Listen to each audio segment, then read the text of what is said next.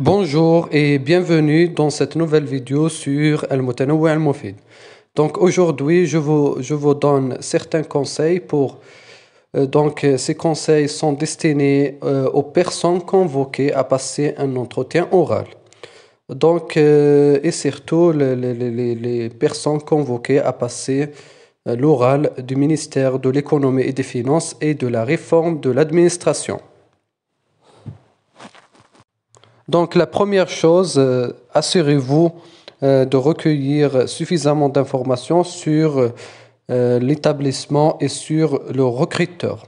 Donc avant le jour G, c'est-à-dire le jour de l'entretien, assurez-vous d'avoir recueilli suffisamment d'informations utiles sur toutes les directions du ministère de l'Économie et des Finances et bien sûr sur le poste que vous. Le deuxième conseil, si vous voulez, c'est d'anticiper ou bien essayer d'anticiper le déroulement de l'entretien. Même s'il est bien sûr difficile d'anticiper à 100% le déroulement de l'entretien, essayez de vous projeter au jour G. Quel argument allez-vous développer? Quelles questions aurez-vous à poser? Bien sûr, vous ne pourrez pas tout prévoir. Il se peut que l'on vous pose une question inattendue ou surprenante. Dans ce cas, bien sûr, gardez votre calme et gagnez du temps en reformulant la question avec le sourire. Sachez que dans ces situations, au-delà de la réponse que vous allez donner, c'est l'attitude que vous allez adopter face à une question piège qui va intéresser le recruteur. Là encore, la principale clé est d'être le plus sincère et naturel possible. Donc, la troisième chose, ou bien le troisième conseil, c'est soyez positif et faites confiance en vous.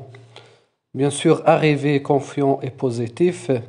Donc, soyez calme, confiant et positif le jour de l'entretien.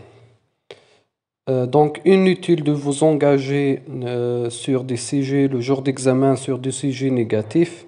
Un entretien, ce n'est pas un lieu ou le moment pour montrer vos regrets, critiques d'anciens employeurs ou d'anciens collègues.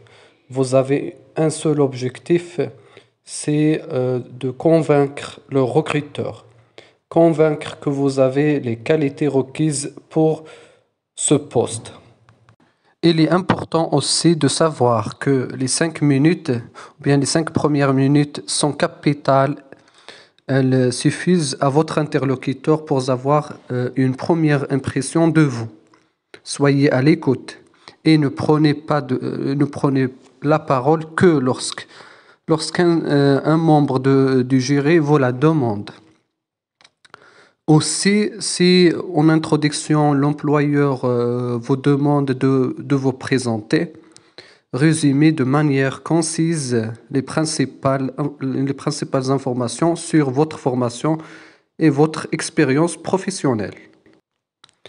Cinquième conseil que je donne à vous, c'est essayer de faire passer les messages dans votre conversation avec le jury de concours. Répondez précisément aux questions de votre interlocuteur en illustrant vos propos.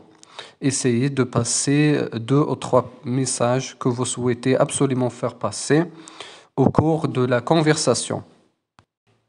Et à la fin de l'entretien, pensez toujours à remercier votre interlocuteur ou les membres du jury de vous avoir reçu. Merci d'avoir suivi la vidéo et je vous donne rendez-vous dans une prochaine vidéo, Inch'Allah.